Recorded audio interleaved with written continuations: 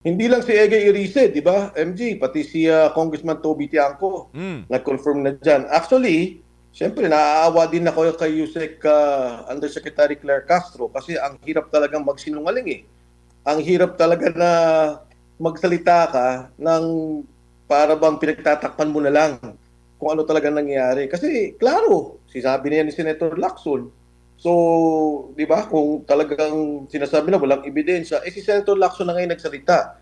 Merong ginawang affidavit si Yusek Bernardo, sumulat sa kanya at sinabi niya to. So, napakahirap talaga ng trabaho niya. Nakakatulong ba to? Siyempre hindi.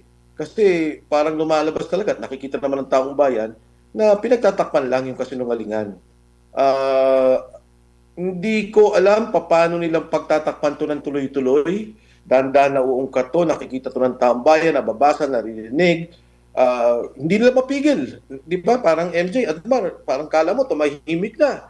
Biglang, ito na naman, may lumabas. No? Hindi natin malalaman. Baka bukas makalawa si Yusek Adrian Bersamin magsalita tungkol dito. Kung sila ay runner lang at talaga nagdi-deliver lang naman sila ng pera, pagpalagay mo na, kahit na siguro nakakakuha sila kung ano man, no? Kung konti o ano man. Pero hindi sila yung pinaka-beneficiaryo nung nangyaring korupsyon, nung nangyaring nakawan. If at all, runner lang sila. Tsaka kung tutugma mo, MJ Admar, di ba yung pinag-usapan na 100 billion na sinabi, o para sa Pangulo yan, ilagay mo yan dyan, tumutugma eh. Sinabi na rin ito ni Yusek Bernardo na yun nga, meron talagang 81 billion na pondo na siya nag-ayos, tapos meron pa kay Secretary Manny Bunuan na siya rin na nag-ayos. Makokonekta mo ba, Kong Mike, yung nabanggit ni Congressman Ege Irice, ni Congressman Antonio Tino, kasi parang 5 daw sila ng mga mambabatas na parang inibita raw ni Congressman Liviste, no? At doon yung sinasabing secret convo, matagpi-tagpi mo ba yon doon sa mga nabanggit ni Undersecretary Bernardo na parang binabaliwala noong mga unang mga investigasyon, Kong Mike? Actually, Admar, ako mismo, nakita ko yun at nabasa ko at narinig ko rin yung video. Nag-usap kami ni Congressman Liviste, siguro mga 2 linggo nang nakaraan, at ako din mismo naging saksi doon sa mga ipinakita niya. So ako, may personal knowledge doon sa mga ipinakitang text at video messages ni Congressman Liviste. Pero tama yung binanggit mo, Odmar, di ba kung naalala mo, actually no less than Senator Ping Lacson ang nagsalita dito. Kasi nung magsalita si Saldico, sabi ni Saldico noon, siya daw yung nagbigay ng 25 billion. Agad-agad sumagot si Undersecretary Bernardo sa isang sulat na binigay niya kay Senator Ping na ito naman ay officially dineliver sa isang privilege speech ni Senator Ping Lacson. Sabi niya, yung 100 billion, 81 billion doon ang DPWH.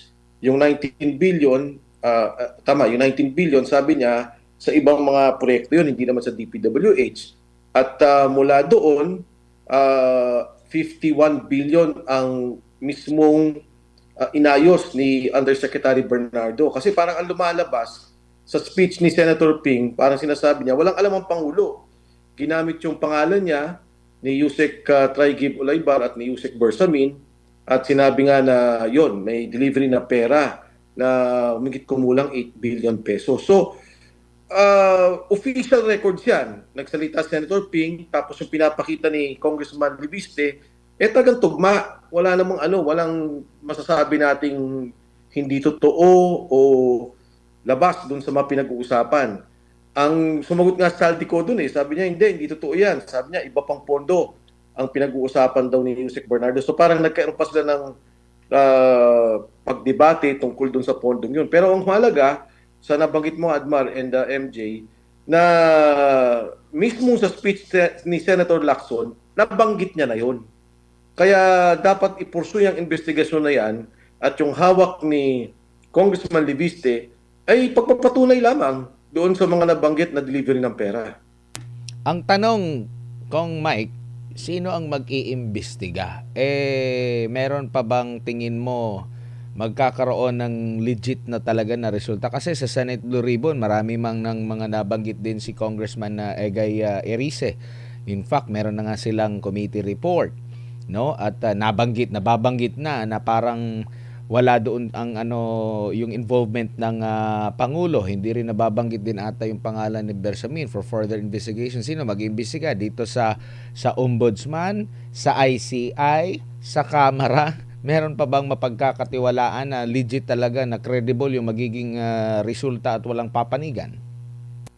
Tama yung binanggit mo na yan, Admar, kasi kung sa akin lamang, kahit na nga hindi ako investigador, nakikita ko na di ba? Nagsalita si Senator Ping tungkol dito, binanggit din to ni Yusek Bernardo sa isang affidavit niya o sa sulat man niya, and officially binanggit na rin to ni Congressman Liviste, Congressman Tino.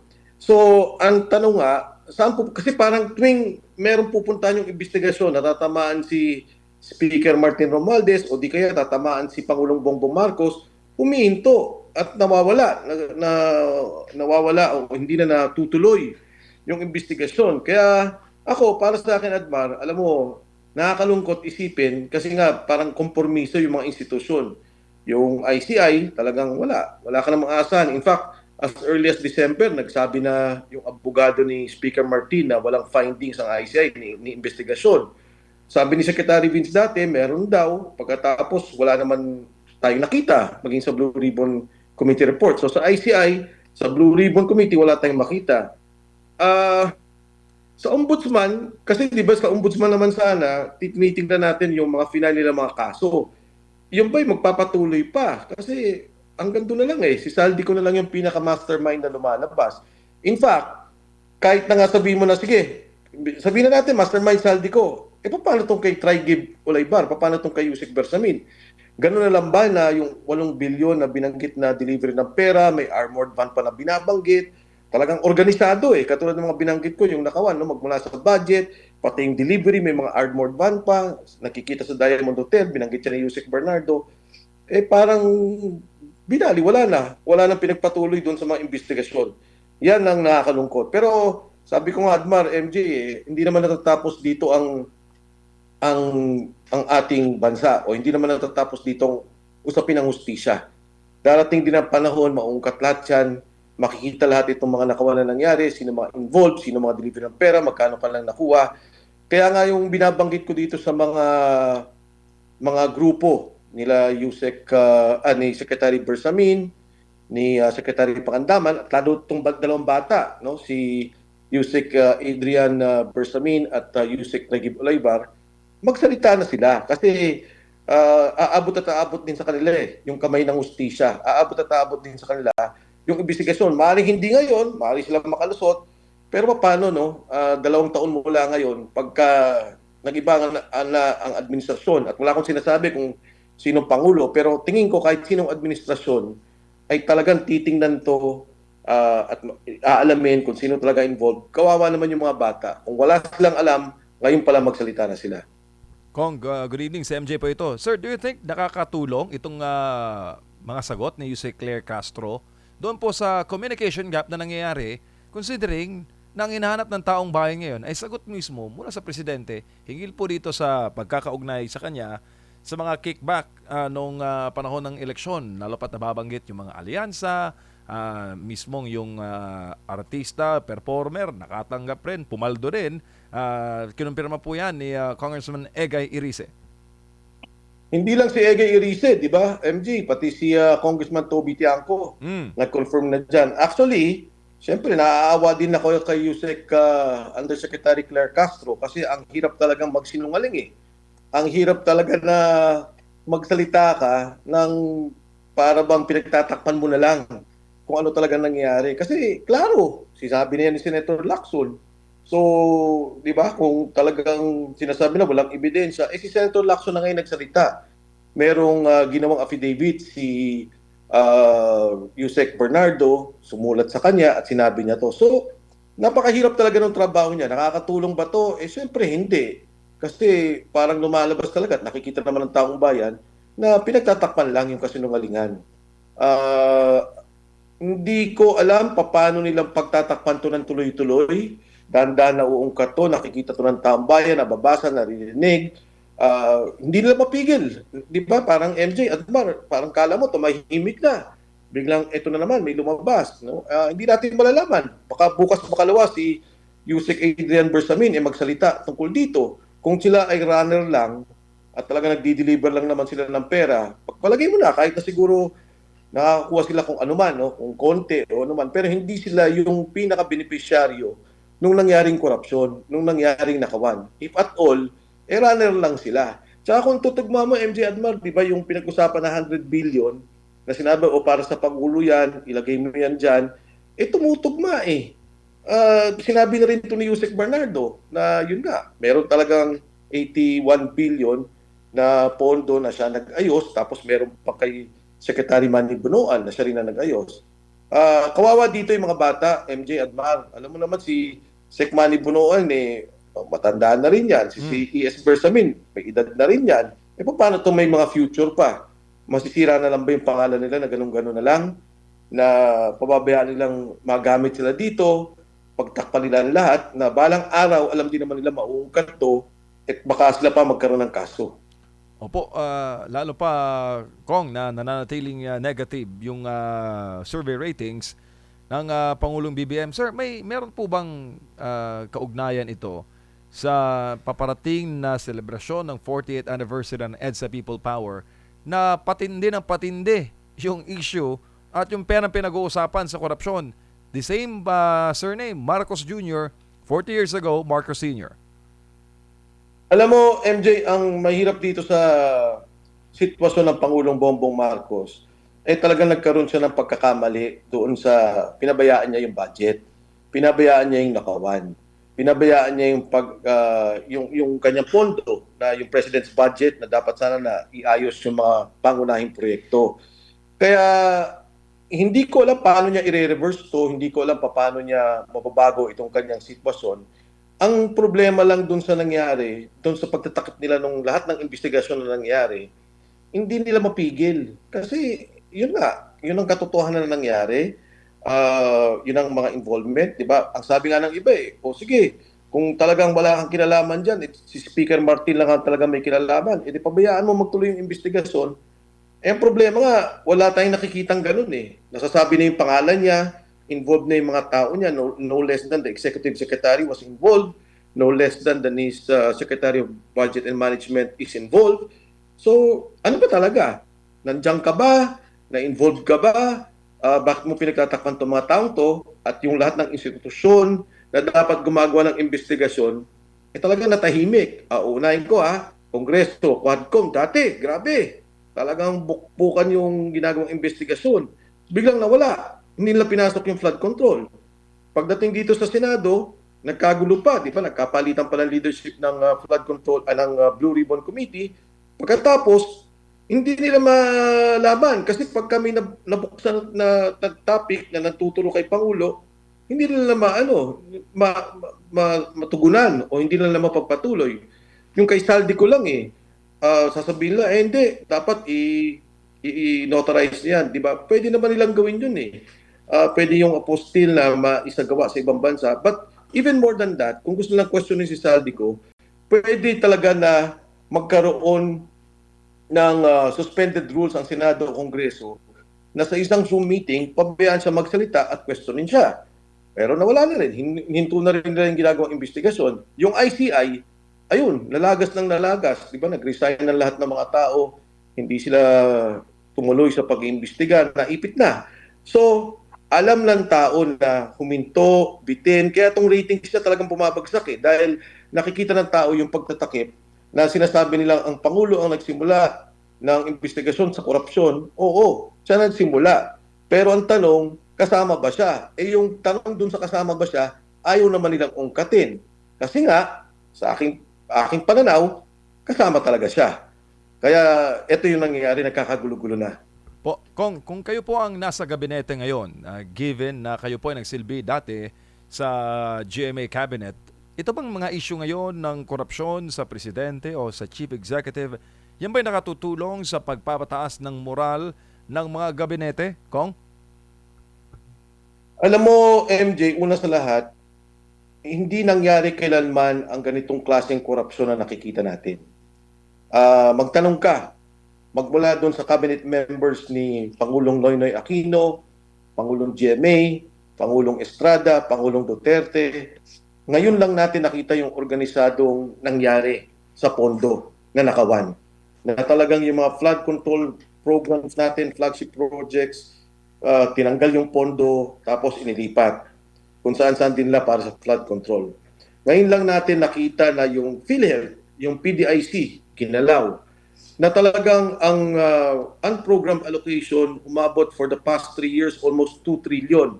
Ang estimate nila kung Egay Erice at ng mga iba is mga 1.4. Pero ang total niyan talaga is 2 trillion. Yung iba naman i-release siguro o ibang proyekto. But sabi nga nila 1.4 trillion yung unallocated funds for the past 3 years. So, ngayon lang to nakita. Hindi ko alam, pero sa aking pananaw, kung ako yung siguro nasa kabinete, magre-resign ako kung wala akong alam eh. Dahil this is not anymore a question of loyalty. This is already a question of governance, question of dignity, reputation ng opisina mo. Kasi lahat naman tayo, hindi naman tayo may-ari ng ating posisyon eh. 'Di ba? Ibinigay yan sa Pangulo, yung Pangulo naman inappoint ka. So kung ikaw isang kabinete na wala kang alam sa mga nangyayari, bigla mo nakikita ganito pala yung at alam mo, hindi ano yan, hindi mo pwedeng sabihin na hindi nila alam. Yung lumalabas na issue ngayon, kahit i-review nila at they have access to documents, kung kami nga may access sa documents at nakita nila yung GAA, nakita nila yung mga release ng funds, ikaw mismo mahihiya eh, di ba? And I don't think you want to be part of such administration, of such regime that implemented the most corrupt budget in our history. Opo, lalo pa Congressman no na matindi ang mga programa ngayon sa pamahalaan, pero hindi mo kasi maiwasan kung kahit kausapin mo yung mga kahit nagkakaroon po kami ng mga panayam sa halimbawa yung mga man on the streets namin, kahit po kasi maganda ang ginagawa ng isang ahensya ng pamahalaan, pero bumabalik dun sa issue ng Pangulo eh. Bumabalik dun sa issue ng pananagutan eh, na parang kahit anong gawing mabuti, meron pa ring latak ng pagdududa ang taong bayan. Dahil nga, yung Pangulo mismo ang nai-involve sa issue ng korupsyon. Alam mo, MJ, kunyari lang itong example ko, yung Metro Manila Subway. Nakikita ko siya. Parati siya nag-inaugurate ng mga subway stations. So, chinek ko, ano ba talaga yung nangyari? Matatapos ba natin? Ang lumalabas talaga hindi kaya, 2032. Pero baka matapos nila, kung bibilisan nila, yung 3 stasyon. Ang mabigat, yung Metro Manila Subway, ang budget for this year is 40 billion. Ginawa nilang 20 billion. Although sabi naman ng nagsasalita yung mga nag-ayos ng budget, sabi nila hindi, okay lang yan. Kasi although nasaan program yan, sabi nila pagka daw pinush yung project, andyan naman yung pondo. Parang ang point ko, di ba dapat yung 40 billion, talagang pinograma na nila at tinutukan nila na ma-implement at matapos kahit man lang 3 stasyon. So we have now a situation na ang mga tao talaga, o let's say yung budget ng mga congressman, nagbago ba? Hindi rin naman eh. Di ba? Parang nangyari. On average, I would think nasa 2 billion pa rin yung budget kada distrito. So, okay lang naman yun. Walang problema kung malaki budget mo. Pero kung ang budget mo 700 billion, na dapat sana tutukan mo yung mga malalaking proyekto, hindi magawa. Tapos ito, MJ at Mar, nakikita ko yung hearing dun sa DOTR sa Kongreso. Yung mga taga Mindanao nagagalit. Sabi nila, bakit hindi matapos-tapos yung o mapondohan yung railway ng Mindanao? Sabi ng DOTR, kasi pumunta kami sa proponent, tapos yung proponent hindi na kami pinapansin. Paano yung proponent na yun is a Chinese company? Di ba, nag-aaway-aaway ngayon, gumagawa sila ng mga, ano ba sasabihin ko, nagkakaroon talaga ng mga away na personal. Siyempre, yung gobyerno ng China o yung mga korporasyon doon, ayaw sigurong pondohan na yung proyekto. Ito lahat epekto ng governance. Ito lahat epekto ng liderato. At yan yung nakikita natin sa ngayon. Hindi ko alam, yung binanggit mo, yung man on the streets, governance, hindi ko alam eh. Kasi lahat ng kausapin ko rin, at sinasabihan ako ng mga tao, sige ho, ituloy ninyo yung laban. Grabe ho naman yung nakawan. Siguro narinig nila, bilyon-bilyon talaga yung narinig natin at nababasa natin. Maraming galit talaga sa nangyari. Opo, bago lang ulit si Partner Admar Kong, Sa inyo pong karanasan bilang naging cabinet naging secretary po kayo no sa isang ahensya ng pamahalaan. Pag mga cabinet meeting o pagsama-sama po ng mga gabinete, kailan po nagkakaroon sir ng distrust sa isang sitting president?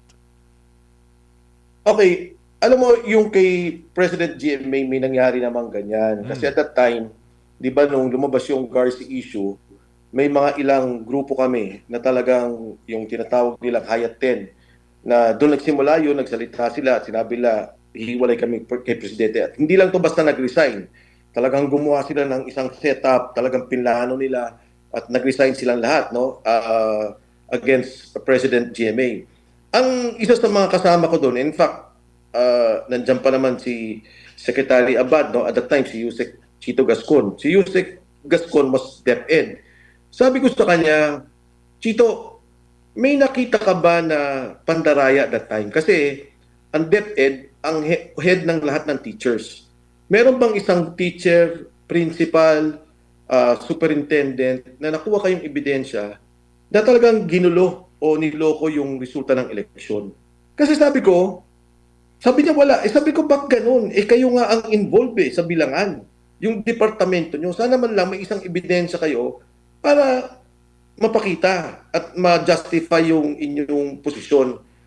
In the case of President Marcos, nagsalita yung saldi ko. Sabi niya, hindi, nag-deliver ako ng pera sa'yo, ito yung 100 billion insertion na ginawa mo.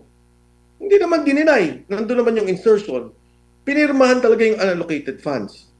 Pagkatapos yung release ng budget, yung pag-approve ng budget, yung unallocated, bago lumabas yung unallocated funds, MJ at Mara, pipirmahan ulit ng presidente yun kasi dapat sabihin na meron talagang extra na funding.